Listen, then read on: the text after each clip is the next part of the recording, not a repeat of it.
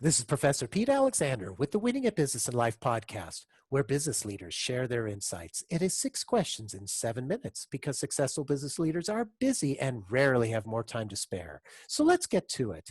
Question number 1. In a few sentences, please tell me who you are and what you do. Thank you, Professor Alexander, for having me here today. I'm Rashmi Sharma. I'm a social science researcher, a teacher, and a business communication and relationship specialist. Rashmi, it's so great to have you on the show. Question number 2. What's the best thing about working in your industry? So the best thing about working in my industry is I get to meet lots of people, and I have an opportunity to interact with various kind of people and establish an open communication channel to build reliable and transparent communication to create thriving business relationships. Oh, neat. Question number 3. I have a book with all the answers for business. What Mhm. chapter would you think most companies should read? So I would definitely like to people to read my upcoming book, which is called STEM of Communication. Uh, Communication is science, technology, engineering, and maths. So I deliberately emphasize that communication is not something comes from the social sciences. It has a science involved, it has a technique involved, lots of tools are there for communication, and it's engineering, how you craft your communication. That's the engineering part of it. And maths, how much and how many and where the That's words has to be very, very precise to bring the right amount of emphasis you want to bring or cultivate or harvest from your communication. That is very important. So I'd like to say that the importance of communication cannot be overemphasized across all the industries. As a team player, as a manager, as a trainer or a coach, or as a leader, we all know that an active and intentional communication builds and nurtures the relationship. Uh, absolutely. it also brings the desired confidence, comfort, and that difference in the business environment where we meet, interact, behaves, and work every day. We all thrive in a place where we feel accepted as well as feel heard. So if those key ingredients are missing, it becomes just a workplace. I So couldn't. that relationship of communication is very, very important, no matter which industry you work across all the uh, platform. We have so many tools and techniques available, but how to utilize them efficiently and bring the desired thriving environment and culture all together is a skill. Very well said. Thank you. Question number 4. Other than the generic work harder, have a great attitude, and care for customers, what advice or insight would you give to other business leaders? So I would like to emphasize on two things. I know that leadership is a very popular and it's a kind of buzzword across all the businesses, industries. People are like claim to be a leader or they are referred as a leader, but I would say that leadership is more of an attitude. It doesn't matter that which title you belongs to. You have to have that attitude, whatever role you are playing right now, whatever role set you are assigned or given to perform. You always have an opportunity to bring a leadership skills within that domain. hmm hmm And the second thing I would like to say that communication is not a linear equation. Uh, by linear equation, I mean that you have to have a channel for communication rather than just making it a one line straightforward go. No scope for any other route. uh, then it becomes a toxic communication because the other person or other employee or the organizational culture get impacted by not being heard.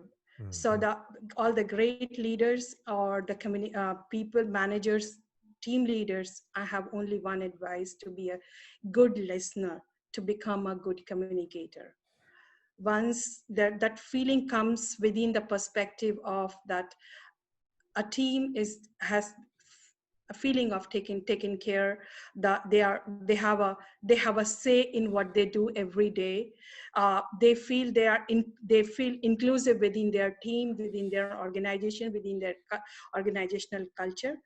And if the team is able to relate their roles with the big picture of the organization, there comes the then comes the positive and the desired results, rather than just following an order, giving an order and somebody is following is doesn't fetch much these days. Mhm.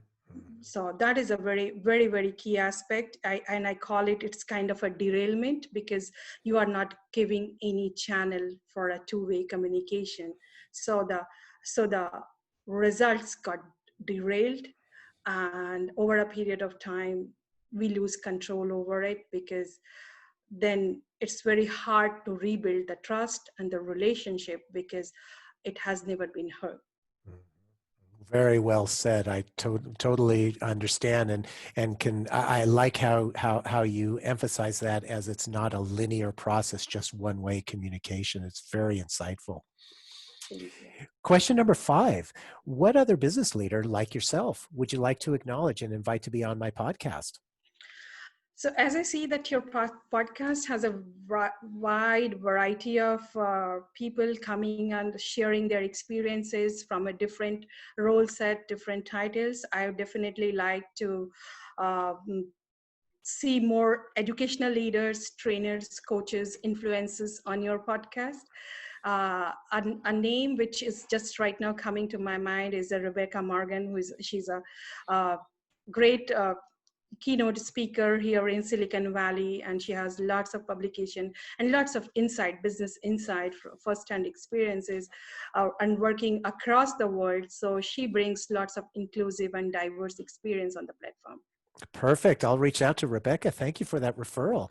And our final question, question number 6: please tell me about your first job. So my first job, once I did my MPhil in sociology, I got hired by ICRW, which is the International Council for Research on Women, and I was hired as a field investigator, and I worked on a project on domestic violence, and the project called Safe India. And I worked with the victims of domestic violence, both women and children. And that that jobs gives me a real picture of society where half of the population lived under some kind of a violence and poverty, and having no say in their own life. So that jobs gave me a passion to work for children, work for women who can be the